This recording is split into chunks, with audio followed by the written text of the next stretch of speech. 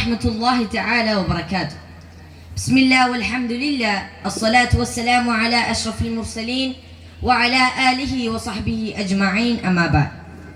Honorable judges, respected dignitaries on the days and off the days, and my beloved friends. Today I stand before you with deep gratitude and humility. It is indeed a blessed opportunity to speak about a topic that touches every Muslim heart: Islam and contemporary challenges. First of all, I exalt the Almighty who bestowed me this valuable opportunity. Alhamdulillah, Alhamdulillah ala kulli hal. Dears, Islam is not just a religion, but a complete way of life. It stands for peace, compassion, justice, and the submission to the will of Allah. For more than 1400 years, Islam has been a guiding light for humanity, shaping civilizations, spreading knowledge, and building societies of harmony and equality. But today, this very religion is often associated with terrorism, extremism, and division. Why? Because the Muslim world is going through one of the difficult times in its history.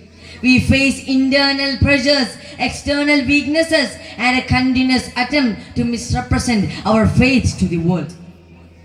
Dear brothers, the first and foremost challenge is the ongoing struggle of Palestine. Our brothers and sisters have endured occupation, displacement, and bombardments.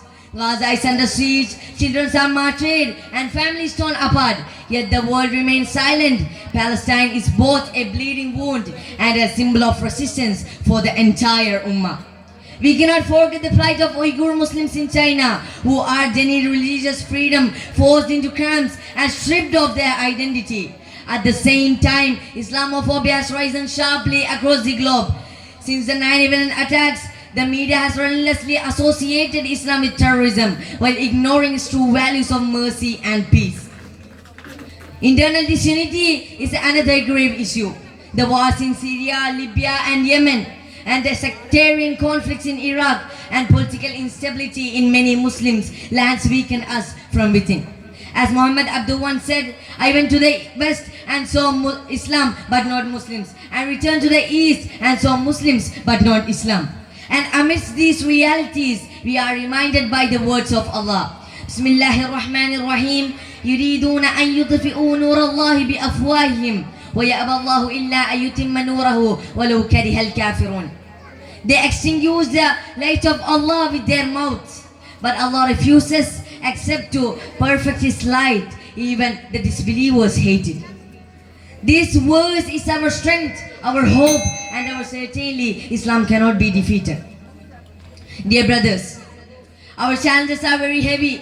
Islamophobia, Palestine, Uyghurs, disunity, but they are all a wake-up call. If we return to the Quran and Sunnah and practice Islam's true values of justice and compassion, then Islam will once again shine as a bright light for all of humanity. May Allah grant us the strength to heal the wounds of our ummah and guide our communities with wisdom. I'm concluding. Wa akhir da'wana anil hamdulillah rabbil alamin. Assalamu alaikum wa rahmatullahi ta'ala wa barakatuh.